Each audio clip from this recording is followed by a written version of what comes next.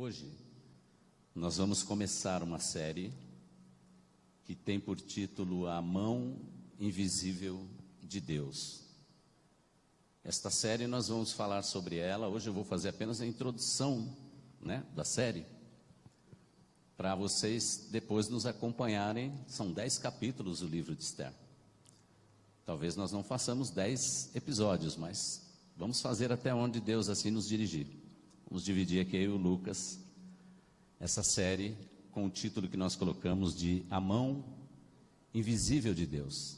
Por que eu coloquei esse título, A Mão Invisível de Deus? A primeira curiosidade no livro de Esther: o nome de Deus não aparece no livro de Esther. Nenhum feito de Deus é mencionado no livro de Esther. Nada do que Deus fez foi mencionado ali. Então, por isso esse título. E se você ler o livro de Esther e comparar os dias em que viveu Esther com os nossos dias, é muito semelhante. Muito semelhante, inclusive, na maneira de Deus agir. E de alguma forma, Deus não quis, por exemplo, nos dias de Esther, fazer nenhum milagre ou algum sinal de milagre, como ele fez, por exemplo, lá no Êxodo, quando ele tirou o seu povo e libertou o seu povo do Egito. Deus não fez nenhum sinal de milagre lá, teve muito, não foi? As 10 pragas, a abertura do Mar Vermelho, a alimentação vinda do céu para o povo, as codornizes, o maná, o toque na rocha e sair água. Não fez nada disso. Deus escolheu agir de maneira diferente, ou seja, através dos acontecimentos naturais da história. O povo não viu Deus, não ouviu Deus, ninguém nem fala de Deus lá. E nem fez como nos dias de Jesus, por exemplo, que Jesus fez muitas curas, transformou água em vinho, fez multiplicações de pães, ressuscitou mortos, agiu nos fenômenos da natureza, acalmou o mar, a tempestade. E depois que passa esse período que Jesus vem, por exemplo, também à terra e cumpre com o ministério dele, que era vir cumprir com a vontade do Pai, no seu plano redentor, e morrer em nosso favor e ressuscitar para nos dar vida eterna e perdão. Depois disso, depois da igreja do primeiro século, você não vê nenhuma manifestação de milagre, de sinais de milagres assim, perceptíveis. Mas isso não quer dizer que Deus não está agindo, entendeu? Deus está agindo, e é isso que a gente vai ver nesse capítulo de Esther. Eu preciso situar vocês no tempo, pelo menos em que tempo nós estamos no livro de Esther. O ano é 482 a.C. Se nós considerarmos que o rei Ciro, rei da Pérsia, quando venceu Nabucodonosor, que Nabucodonosor foi o rei que trouxe o povo de Judá, a tribo de Judá, o reino de Judá cativo para a Babilônia, conforme Deus havia previsto, conforme Deus havia determinado por causa da desobediência do seu povo. E Deus prometeu que eles seriam lá disciplinados por 70 anos. Então chega Ciro, o reino dos Medos e dos Persas, e Ciro dá um decreto, baixa um decreto para libertar o povo, O exílio acabou. E muitos judeus, em 3 períodos de tempo, retornaram para Jerusalém. É onde foram reconstruir o templo de novo e tudo mais. Isso aconteceu no ano 538. Mas muitos judeus que ali já estavam estabelecidos, que já estavam morando ali, já tinham construído casas, já tinham tido filhos ali, alguns que tinham vindo exilados, mas seus filhos já até nasceram ali. Então, nós estamos aí mais ou menos 50 anos depois desse decreto de Ciro, então, portanto, 482, mais ou menos, antes de Cristo. É nesse período aqui que nós estamos. O rei já não é mais Ciro, é Xerxes I, também conhecido como Assuero, e o seu reinado está em grande glória. Era o reinado mais poderoso do mundo daquela época. Tinha conquistado, para vocês terem uma ideia, 127 províncias, países, desde a Índia até a Etiópia. De mar a mar, o reino medo-persa reinava e mandava, e existia lá um lema, que era uma lei muito forte, Nenhuma lei dada pelo rei poderia ser revogada. Então nós temos essas informações, e provavelmente seja Mardoqueu, né, eu gosto de chamar ele de Mardoqueu, ele seja um desses que veio exilado, mas permaneceu ali, e ele era meio que, algumas traduções de Bíblia diz que ele era tio, mas a tradução mais correta é que ele era primo de Radassa, a jovem Radassa, que era órfã de pai e mãe. Esse é o nome dela hebraico, né, que é o nome de uma flor, murta. E ela teve o seu nome mudado lá na Pérsia para Esther, que quer dizer estrela, nome de uma divindade persa. E ele era um cuidador da sua sobrinha, era uma espécie de pai primo dela. Eu gosto de usar o nome Mardoqueu, gente, por duas razões, viu? Primeira, porque o nome Mordecai, que outras traduções trazem, é meio vampiresco, não é? Mordecai, né? O vampiro morde, a pessoa cai. Então, não gosto dessa expressão Mordecai. Mas Mardoqueu eu gosto por outra razão, porque vem de Marduk. Muito provavelmente quando o tio, o primo de Radassa veio, mudaram o nome dele para Marduk, que é o nome de um deus da Babilônia. Então Mardoqueu de Marduk eu acho que faz mais sentido para mim, né? E então Mardoqueu está ali, ele está instalado ali na terra dos Medos e Persas, morando em Suzã, que era a capital da Pérsia, onde o rei Assuero também morava, e dominando. E ele trabalha, Mardoqueu trabalha meio que de porteiro na porta do palácio, não do palácio interior, mas ali na porta do palácio. Acho que ele tinha ali um trabalho, porque a Bíblia cita várias vezes na história que ele estava à porta do palácio, à porta do palácio. E esse é o contexto, do tempo em que nós estamos e o que estava acontecendo, né? Eles eram ali judeus, alguns morando ali em Suzã, outros morando nas outras províncias, mas eles eram submissos ao reinado dos Medos e Persas. E esse reinado era um reino meio instável. A qualquer momento que o rei decidisse baixar qualquer tipo de ordem para matar judeus ou para matar o povo de Deus, porque eles tinham costumes diferentes e já eram vistos assim um pouco com indiferença, não era muito difícil não, mas ali eles estavam acostumados, já estavam vivendo ali. Então é esse o contexto que a gente encontra no livro de Esther, no que diz respeito à época que nós estamos aí, quase meio século antes de Cristo. A Pérsia é o que hoje seria o Irã, né?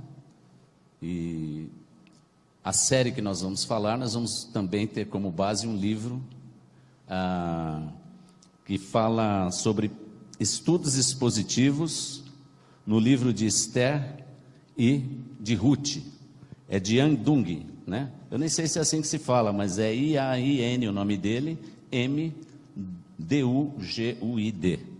Tem um livro que eu comprei para ter como base de apoio para fazer essas exposições ou essas reflexões bíblicas, usando aí o material de Yang Dung, que fala sobre estudos expositivos no livro de Esther e de Ruth. Nós vamos abordar só o de Esther. Esse vai ser nosso material de apoio. Como é o nome da série mesmo, então?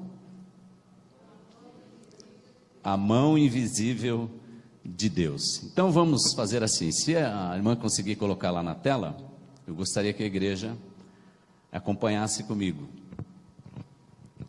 né? Eu gostaria até que a igreja lesse, são bastante versículos, são 22, nós vamos ler o capítulo inteiro, e vamos fazer apenas 3 divisões aí, rápidas, apenas para dar introdução nesta série, quem sabe uma aplicação. Então vamos lá?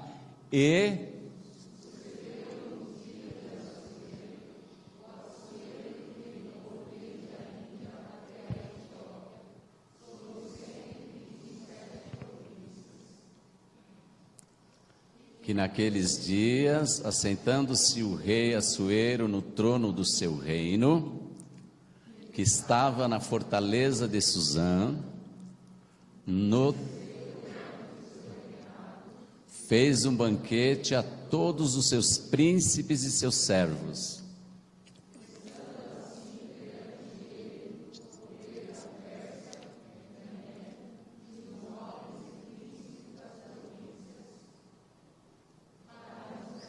As riquezas da glória do seu reino e o esplendor da sua excelente grandeza por muitos dias. a saber, 180 dias.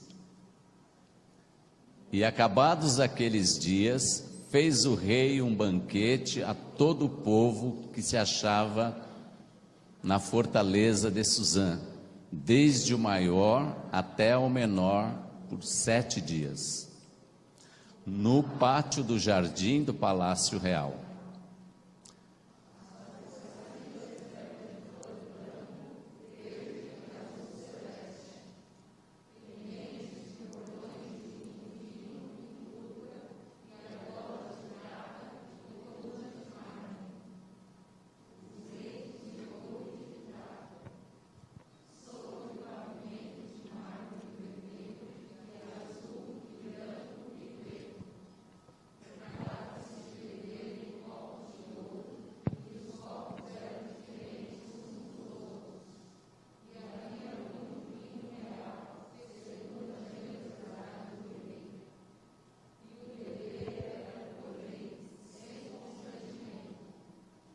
Porque assim tinha ordenado o rei expressamente a todos os oficiais da sua casa que fizessem conforme a vontade de cada um. Também a rainha Vasti deu um banquete às mulheres na casa real do rei Assuero. E ao 7º dia, estando já o coração do rei alegre do vinho, mandou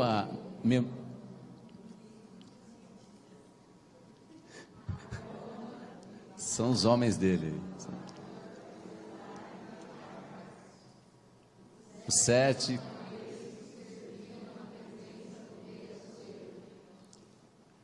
Introduzissem na presença do rei a rainha Vasti com a coroa real, para mostrar aos povos, aos príncipes, a sua beleza, porque era formosa à vista. Porém, a rainha Vasti recusou vir conforme a palavra do rei, por meio dos camareiros. Assim, o rei muito se enfureceu e acendeu nele a sua ira. Então, perguntou o rei aos sábios que entendiam dos tempos, porque assim se tratavam os negócios do rei, na presença de todos os que sabiam a lei e o direito. E os mais chegados a ele eram esses camaradas aí.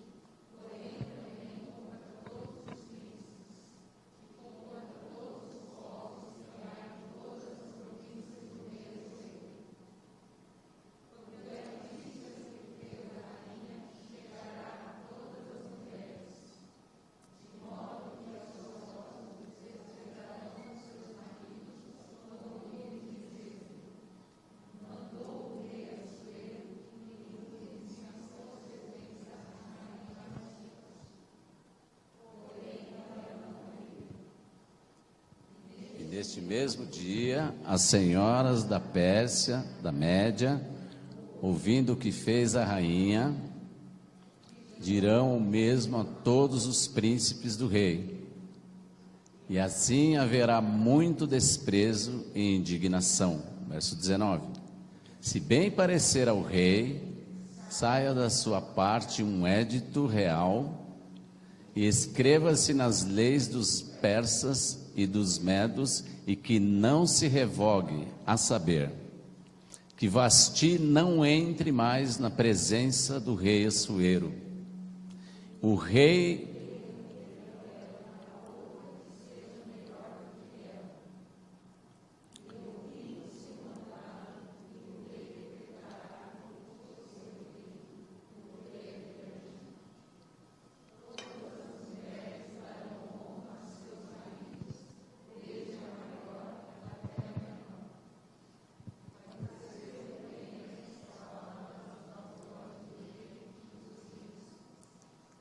E fez o rei conforme a palavra de Memucã.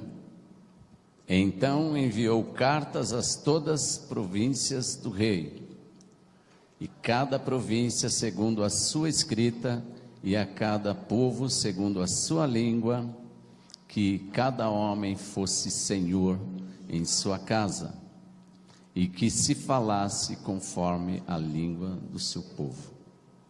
Amém. Vamos orar mais uma vez. Pai, nós te louvamos nesta noite, e com esse propósito, Senhor, de falarmos a respeito deste tema, a tua mão invisível, Senhor, a maneira invisível, silente muitas vezes, imperceptível, que o Senhor age conduzindo todas as coisas. Nos dê graça, nos dê iluminação, fala ao nosso coração, e que deste livro, na tua palavra, da Sagrada Escritura, nós possamos tirar boas lições para nossas vidas, em nome de Jesus.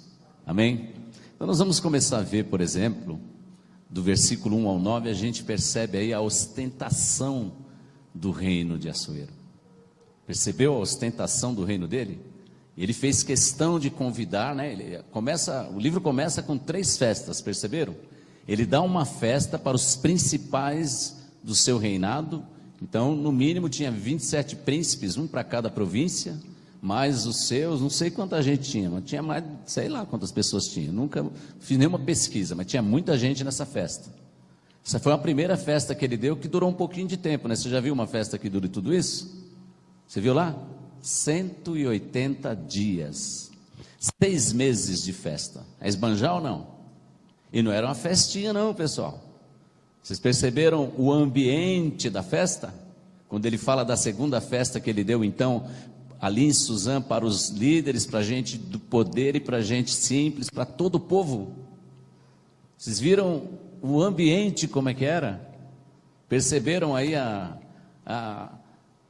os linhos finos, as roupas com argolas de prata, o lugar de pisar marmorizado, e um detalhe, vinho do bom, e não havia regras, né?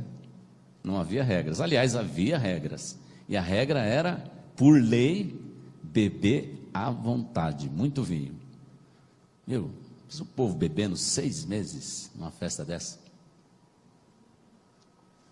Essa festa foi dada no jardim do palácio, e conta aí a história de que os medos, os persas, eles eram muito bons em fazer jardins. Então tinha jardins lindos em torno do palácio do rei. E o detalhe que eles serviam vinhos, e as taças eram de ouro, os sofás também eram de ouro. Mas o detalhe que eu achei mais interessante como ostentação é que nenhuma taça era igual a outra. Já pensou isso? É ostentação ou não? Isso é parecido com os nossos dias? Será que é parecido com os nossos dias? Eu acredito que seja. Acredito que seja assim parecido com os nossos dias, porque se você perceber os nossos dias, você vai ver que também existe muita ostentação, às vezes sem necessidade, por parte de algumas, poderíamos dizer, para nesse nível aqui, celebridades, né? Ninguém consegue dar uma festa nesse porte aqui. Eu acho que eu nunca vi nenhuma festa aí com, sei lá, 5.000 taças de ouro, todas diferentes umas das outras, com vinho do melhor, num lugar muito especial. Então esse rei, ele fazia questão, Assuero, ele fazia questão de mostrar o poder do seu império. Ele fazia questão de mostrar que ele era poderoso, que ele tinha muita coisa, e ele queria exibir isso. Parecia que ele gostava muito de exibir ao povo as suas conquistas. Então, nesse primeiro momento, do versículo 1 ao 9, a gente vê aí o poder desse rei, a ostentação desse rei, do como ele gostava de exibir tudo que ele tinha no reino, as coisas que ele tinha, e dinheiro não era problema para ele. Vamos fazer uma festa. Quanto tempo, rei? Vamos fazer uma primeira festa aí. As festas normalmente tinham 7 dias. Não, essa primeira a gente faz de 180 dias de festa. Vamos fazer.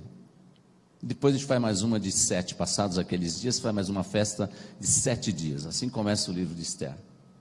E depois também a Bíblia diz que lá na recâmara, lá dentro, lá numa outra parte, Esther, acredito no mesmo tempo dessa última festa de 7 dias, estava também dando uma festa para as mulheres. Então 3 festas, uma festa de 6 meses e 2 simultaneamente acontecia com muita ostentação, com nenhuma regra de ética moral. Não havia regras nessas festas de banquete, onde havia muita bebida. Primeiro que o rei tinha muitas concubinas, muitas mulheres. Então, vocês têm uma ideia de como era essa festa no nível ético, moral. Tem regras, né? Então, assim, nós vemos do versículo 1 ao 9 a ostentação desse rei. Dos versículos 10 ao 22, a gente vê uma certa fraqueza no império de Assuero. Porque, pelo menos a gente vê uma fraqueza no que diz respeito a partir da casa dele. Um rei que mandava tanto e que a assinatura dele não podia ser revogada, ele não conseguiu controlar a sua própria casa. É assim que a gente leu que no 7º dia, tendo o rei já bebido um pouquinho, né? Estava com um grau de simpatia elevado, bebeu bastante, e aí ele quis também, como se não bastasse tudo que ele já tinha mostrado, ele quis mostrar a beleza da rainha Vasti, que era extremamente bonita. Pensou, um cara bêbado, com um monte de gente bêbada, e pedia assim, olha, vai lá, pediu lá para o eunuco, né, que é o cuidador das mulheres do rei, pede, traga a rainha Esther aqui para que todos vejam a sua beleza.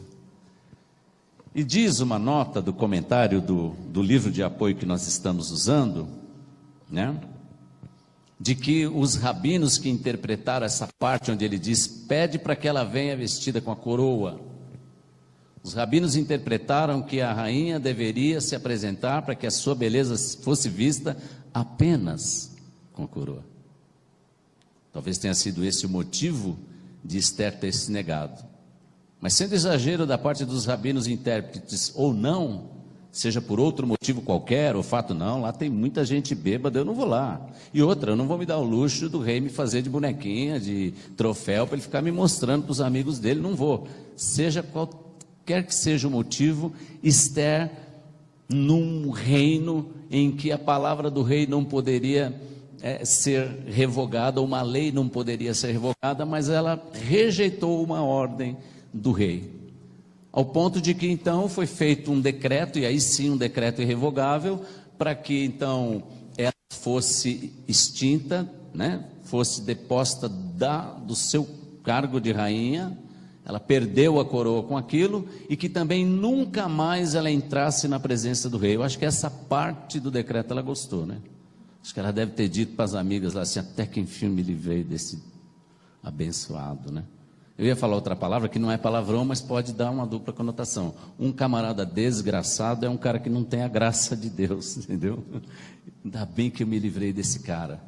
Mas houve um preço. Ela perdeu a coroa e teve a ordem de nunca mais ver o rei sequer. Nunca mais ela poderia entrar na presença do rei. E além disso, foi baixado um decreto para que os príncipes se preocuparam, percebeu? O rei, é o seguinte, é melhor o senhor fazer aí um decreto para que todo mundo saiba que a rainha te desobedeceu, o que é que foi feito, senão, como é que vai ser a hora que eu chegar em casa? Se a mulher do rei desobedeceu ele, quando eu chegar em casa, minha mulher já vai estar mandando eu fazer um monte de coisa, vai mandar em mim. Então alguém já disse aqui, é a primeira manifestação feminina aqui, contrária ao machismo, porque era isso. Veja que ele baixou um decreto por lei, mandando, de que as mulheres honrassem seus maridos e fossem submissas. Veja bem, a critério de que se porventura houvesse uma desobediência, morte.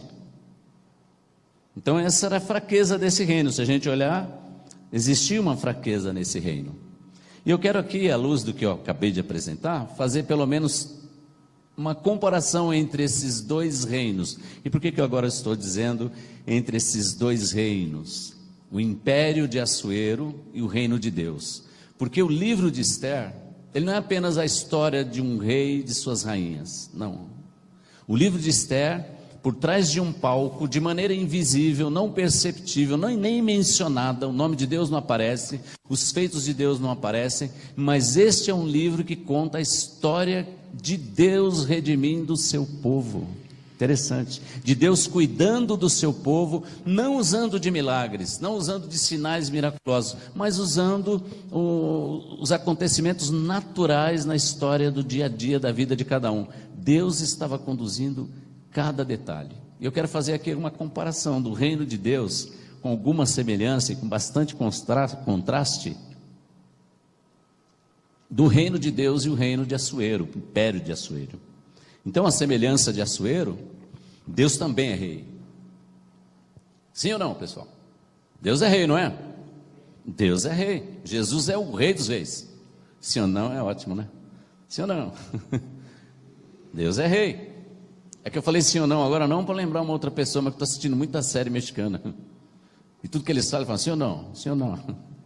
Então, Deus também é rei. Deus também se assenta num trono. Muitos lugares da Bíblia citam isso. E eu gosto do Salmo 103, acho que o verso 19 ou 9, não me lembro agora, que diz que Deus estabeleceu o seu trono nos céus e Ele de lá governa tudo e todos. Então Deus não é apenas o rei da Pérsia.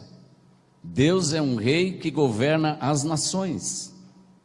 Deus é chamado na Bíblia daquele Deus que governa todas as nações.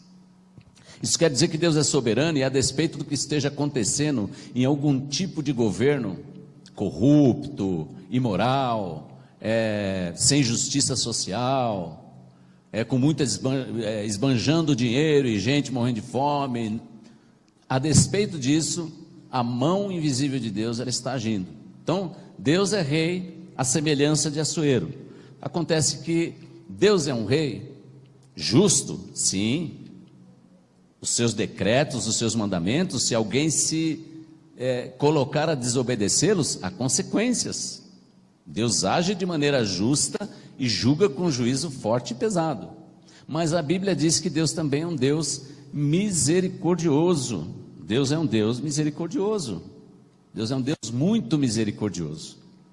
E a gente olhando para isso, para essa semelhança entre o reino de Deus, que é um Deus que é poderoso, que é soberano, que governa sobre todas as coisas, e que é um justo juiz, mas que também é um Deus misericordioso, a gente também vê uma semelhança no que diz respeito ao decreto de Assuero para que as mulheres fossem submissas aos seus maridos.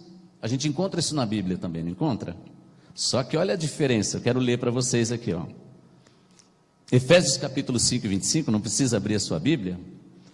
A recomendação da palavra do Senhor acerca dos maridos. Diz assim: maridos, amem vossas esposas como Cristo amou a igreja e se entregou por ela. Aqui a palavra faz uma ação da igreja e de Cristo, de como Cristo amou a igreja e de como a igreja deve se relacionar com o Cristo, que é a cabeça da igreja, que é o seu corpo. Então primeiro diz: mulher, sejam submissas aos seus maridos, assim como a igreja deve ser submissa a Cristo, que é a cabeça. E depois ele complementa dizendo: vós maridos, amem vossas esposas, como Cristo amou a igreja e se entregou por ela. Efésios 5, 25. Mas tem algo mais ainda. Diz assim em 1 de Pedro 3,7: do mesmo modo vós, ó maridos, comportai-vos sabiamente no vosso convívio com as vossas mulheres, pois elas são um sexo mais fraco, no sentido de delicado. A mulher é mais delicada que o homem, né? Portanto, elas são herdeiras com o mesmo direito que vós outros, da graça que dá a vida. Tratai-as com todo respeito, para que nada se oponha as vossas orações. Então havia uma semelhança de que a mulher deve se submeter ao seu marido, a liderança da casa, a autoridade da casa está sobre o homem. Mas a diferença é que no reinado de Assuero faltava amor. E no reino de Deus essas coisas são exercidas com amor e uma submissão mútua, tanto do marido como da esposa ao próprio Deus, naquilo que eles vão fazer. E tem uma nota do autor aqui, gente, que eu acho fantástica. Acho fantástica. Ele diz assim, do autor que eu digo do livro de apoio que nós estamos usando.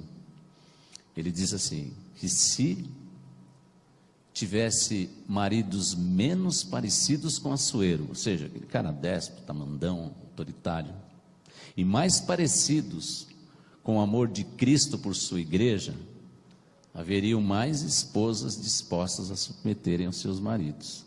Faz sentido, né? Porque hoje em dia a gente vê muito marido autoritário, mandão também, eu sou cabeça aqui do lar, como se isso fosse para que ele agisse com autoritarismo e a mulher não era submissa só, tem que ser subserviente. Não é nada disso que a palavra ensina. E tem muito crente, principalmente crente, marido, que se serve desse texto para dizer, aqui eu que mando, hein? Que sou eu que mando. Não é assim? Mas a palavra diz que toda essa hierarquia que deve ser exercida tem que ser em amor. Uma nota do autor que eu achei interessante. E eu quero fazer a aplicação também de que Deus, embora não mencionado neste livro, você vai ver durante todo o decorrer do livro que não aparece o nome de Deus. Embora seja uma época em que havia muita desmoralização, muito acontecimentos imorais, principalmente em festas, não se considerava ética, moral, nada disso. A mão de Deus invisível estava agindo ali, muito parecido com os nossos dias, não é? Nota do autor também do livro de apoio, que em nossos dias, o carro que uma pessoa dirige é a extensão do que ela é. Assim que é vista uma pessoa hoje em dia. Ela é vista pelo que tem, e não pelo que de fato é. Caráter não é levado em conta. Nós vivemos numa época em que uma pessoa que ganha milhões, o único talento que tem, diz o autor, é saber chutar uma bola. Né? Então nós vivemos nessa época de muita ostentação, de muito dinheiro para poucos e quase nada, ou migalhas para muita gente necessitada. E o que a gente faz enquanto isso? A gente vai redimir a cultura? A gente não consegue, mas a gente pode exercer misericórdia. A gente pode sinalizar o reino de Deus sobre nossas vidas e ajudar as pessoas que precisam, que estiverem ao nosso alcance. A gente pode, numa época de tanta imoralidade em que os valores da palavra de Deus, do casamento inclusive, da maneira de ser, da formação do caráter de uma pessoa, né? O casamento tradicional à luz da Bíblia está sendo questionado a todo tempo, né? E estão inventando aí, estudamos bastante aí sobre a ideologia de gêneros, né? E veja, vivemos numa época em que os valores da palavra de Deus estão sendo desprezados. E o que a gente faz? Vamos fazer uma manifestação, vamos lá no palácio? Não, a gente vive como igreja, nós nos manifestamos como crentes, praticando a justiça, agindo com misericórdia e santificando a vida, fugindo de tudo isso que leva a pessoa para uma vida imoral. Nós não vamos nos juntar a essa cultura e nos amoldarmos a ela, muito pelo contrário, nós vamos fazer a diferença neste mundo. Amém, igreja? Essa é a primeira aplicação. E a outra coisa é que, como Deus era invisível naquela época e não aparecia, nos nossos dias não é diferente. Você não vê Deus. Às vezes você está vivendo uma situação na vida, que costumo dizer que parece que o Senhor, Ele mudou de endereço, não deixou endereço de nada para você entrar em contato com Ele. Puxa, mas eu oro, parece que Deus não me ouve. Eu peço uma coisa e nunca tem resposta. Eu estou passando uma situação difícil, eu até nem oro mais, porque eu já cansei de orar, Deus não me ouve. Não, Deus te ouve sim. Deus a todo tempo ouve as suas orações e acompanha cada detalhe da sua vida. Você vai ver como Deus é cuidadoso em cada detalhe da vida do seu povo aqui, na sequência dessa história.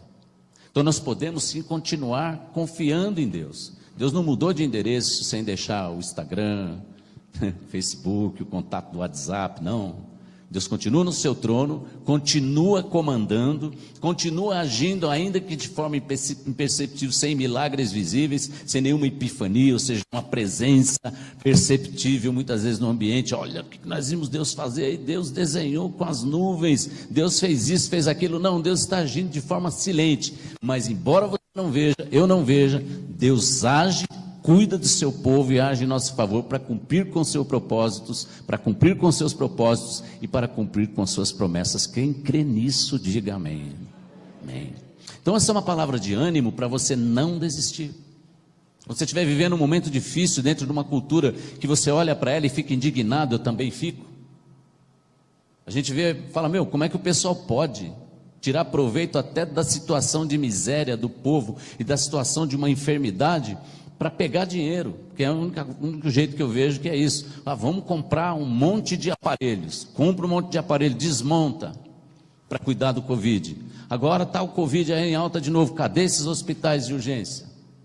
Se você vai fazer uma viagem, e você for até o aeroporto, precisar fazer uma viagem para o exterior, sabe quanto que cobra para fazer o exame? E só vale do aeroporto. R$360. É injusto, que injustiça.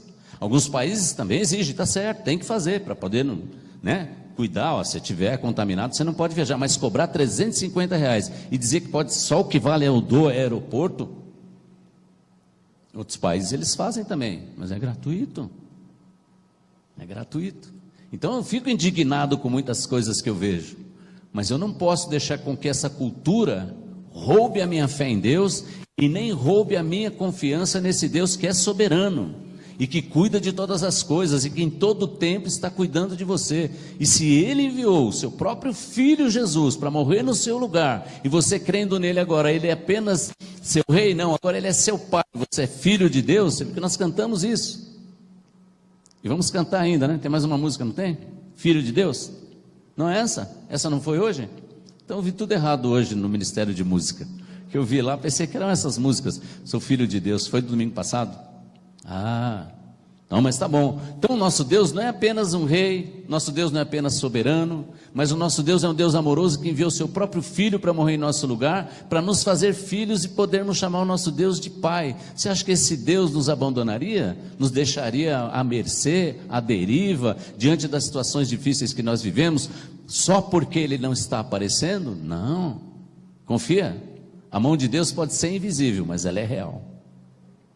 A situação que você está vivendo pode parecer que Deus não está nem olhando para você, mas muitas vezes você pode estar tão fraquinho, Ele está carregando você nos braços e cuidando de você. Crê nisso e não desista, continue confiando em Deus. Deus é o Senhor da história e Ele que escreve a história, e Ele faz isso especialmente para cuidar do seu povo, que foi o que Ele fez aqui. Ele, por trás de um palco, nos bastidores, cuidou para que tudo acontecesse com acontecimentos naturais na vida de pessoas crentes e ímpias, para que o seu propósito de livrar o seu povo de ser extinto da terra, por causa do plano que Ele tinha, Ele fez tudo isso sem sequer aparecer, mas era a mão invisível de Deus que estava fazendo tudo isso. Amém? E para encerrar, se você quer saber como é que continua essa história, capítulo 2 é interessante, vai entrar aí em cena a Hadassah, a Esther, como é que ela então vai participar. Se você quiser saber como é que vai ser o concurso de beleza, né?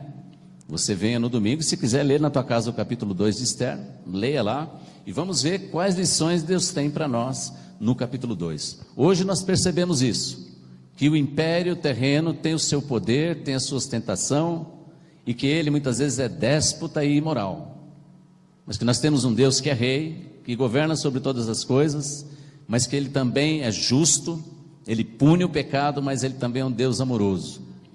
E aprendemos também um pouquinho, que ficou um recado para os homens hoje, né? Como é que nós devemos tratar as nossas esposas à luz do que a Bíblia diz sobre submissão ao marido.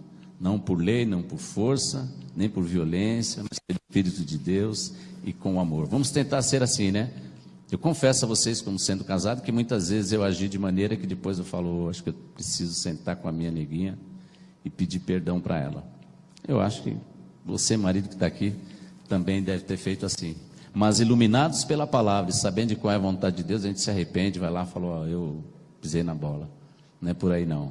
Eu realmente sou cabeça do lar, mas eu não sou o mandão aqui, né? Eu não devo agir com autoritarismo. Autoridade é uma coisa, autoritarismo é outra.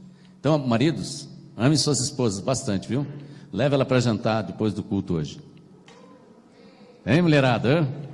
Hoje a mulherada vai ficar tudo minha amiga. Leva ela para jantar. E sendo assim, que o Senhor muito, muito, muito nos abençoe nessa semana. Que o Senhor não nos faça ter inveja de muitas coisas que a gente vê, de ostentação, não que nós não admiremos isso ou que nós não possamos participar disso. Se Deus nos colocar numa posição de destaque, nos der condições para a gente dar uma festa de arromba, por que não? Vamos fazer isso, mas nos limites de Deus, né? Com toda a glória para Deus, né? Senhor, obrigado por tudo que eu sou e tenho, e quero colocar isso à sua disposição, à disposição do seu reino. mas não para se mostrar e dizer, não, eu sou poderoso, sou o cara. Se você fizer isso, aí você já perdeu. Se você quiser ser visto pelo que você tem, não pelo que você é de fato, o caráter que você tem, que Deus te deu, então você perdeu a noção, o seu coração vai estar fora de lugar. Que Deus muito nos abençoe e nos dê uma semana feliz na presença de Deus.